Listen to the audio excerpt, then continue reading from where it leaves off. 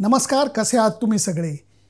T20 सामना जो झालेला आहे भारत आणि वेस्ट इंडिज दरम्यान खूप रंगतदार झाला आहे. पण त्याच्या अगोदर तुम्हाला मी एक कथा सांगतो.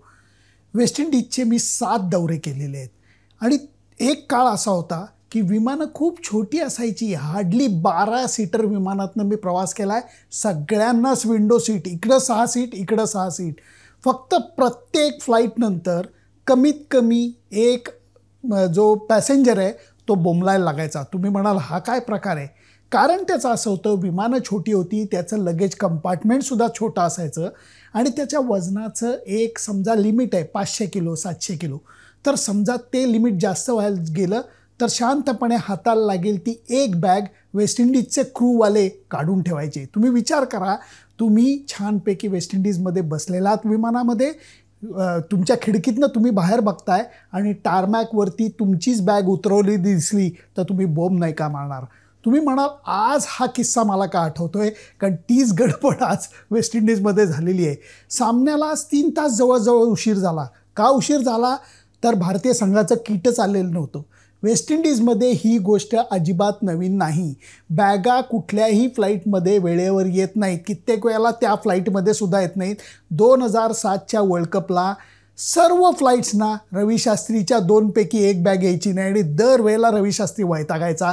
यालाच म्हणतात वेस्ट इंडिज. आणि आपण कितीही आरडाओरडा केला तरी त्यांच्यावरती कणभर परिणाम होत नाहीत. ते शांतपणे म्हणतात it will come by next flight, you don't worry. आपण म्हटलं कुठली next flight? That you have to check. म्हणजे ते सुद्धा सांगणार नाहीत, आपणच जाऊन चेक करायचं.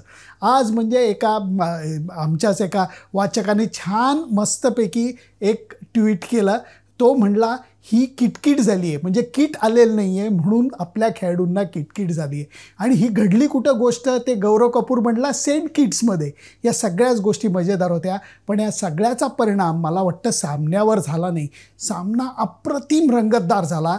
पहिली बॅटिंग करायला भारतीय संघ जेव्हा उतरला, पहिल्या बॉलला धक्का लागला. कॅप्टन रोहित शर्मा पहिल्या बॉलला आऊट झाला आणि सगळे नूर पालटले. त्याच्यानंतर भारतीय संघाचे जे बॅट्समन होते, हायेस्ट स्कोर 31. तुम्ही विचार करा, हायेस्ट स्कोर 31 झाला आणि 20 ओव्हरसुद्धा भारतीय संघ टिकलाने आपला ऑल आऊट झाला. त्याचं कारण ओबेद मॅकॉयनी 6 विकेट्स काढल्या. 50 ओव्हरच्या मॅचमध्ये 6 विकेट काढल्या. टेस्टला 6 विकेट काढल्या तरी आपण होतो. 4 ओव्हर टाकत असताना तुम्ही जेव्हा 6 विकेट काढतात तेव्हा त्या परफॉर्मन्सला काय म्हणावं? लेफ्ट आर्म पेस बॉलर आहे, उंचापुरा, अर्थातच वेस्ट इंडियन आहे आणि ती परंपरा तो जागवतोय. 6 विकेट त्यांनी काढल्या. अनुभवी जेसन होल्डरनी त्याला साथ दिली. त्यामुळे भारताचा डाव 140सुद्धा गाठू शकला नाही. सुरुवातीला ब्रँडननी जबरदस्त फटकेबाजी केली आणि त्यामुळे एक प्रकारची लय ही वेस्ट इंडिज बॅटिंगला मिळाली. त्यांनी 60च्या पुढच्या धावा केल्या. त्यामुळे विजयापासून वेस्ट इंडिज संघ कधी लांब राहिला नाही. भारतीय संघाच्या बॉलर्सनी प्रयत्न नक्की केले. दडपण हे आणलं होतं. शेवटच्या ओव्हरमध्ये सुद्धा काही धावा हव्या होत्या. पण नेमका आवेश खानचा एक नो बॉल पडला. नो बॉल ही चूक समजली जात नाही T20 क्रिकेटमध्ये, तो गुन्हा समजला जातो. रन जाते, एक्स्ट्रा बॉल जातो आणि तो सुद्धा फ्री हिट, म्हणजे त्या बॉलवरती तुम्ही बॅट्समनला आऊट करू शकत नाही. मग दडपण कुठलं? दडपणच नव्हतं. त्याचाच फायदा वेस्ट इंडिजच्या बॅट्समननी घेतला. एक सिक्सर, एक बाउंड्री, मॅच खलास. शेवटच्या ओव्हरमध्ये रंगलेला सामना शेवटी मात्र अक्षरशः तापल्या तव्यावरती पाणी पडल्यासारखी अवस्था झाली आणि आवेश खाननी बहुतेक डोकं पकडलेलं असणार. हा सामना रंगतदार अशा करता म्हणता येईल की T20 क्रिकेटमध्ये ऑल आऊट होऊ शकतो का? हो, होऊ शकतो. भारतासारख्या संघाचा सुद्धा होऊ शकतो. कुणी 6 विकेट काढू शकतं का? मॅकॉयनी ते करून दाखवलं. एक गोष्ट मात्र आज भारतीय बॅटिंगमध्ये आपल्याला बघायला मिळाली. विकेट जात होत्या, पण म्हणून ॲक्सिलरेटरवरचा पाय काढला का भारतीय संघाने? अजिबात नाही. ही नवीन पद्धत भारतीय संघ आता अवलंबतो आहे रोहित शर्माच्या अंडर, खास करून T20साठी, की दडपण येऊ देत, विकेट जाऊ देत, ॲक्सिलेटरवरचा पाय काढायचा नाही. याचे परिणाम काय होतील हे माहीत नाही, परंतु हे क्रिकेट बघायला मात्र एक्साइटिंग वाटतं. त्यामुळे पहिला सामना भारताने जिंकला, दुसरा सामना वेस्ट इंडिजनी जिंकला आहे. सिरीज 5 सामन्यांची आहे, त्यामुळे रंगत कायम आहे.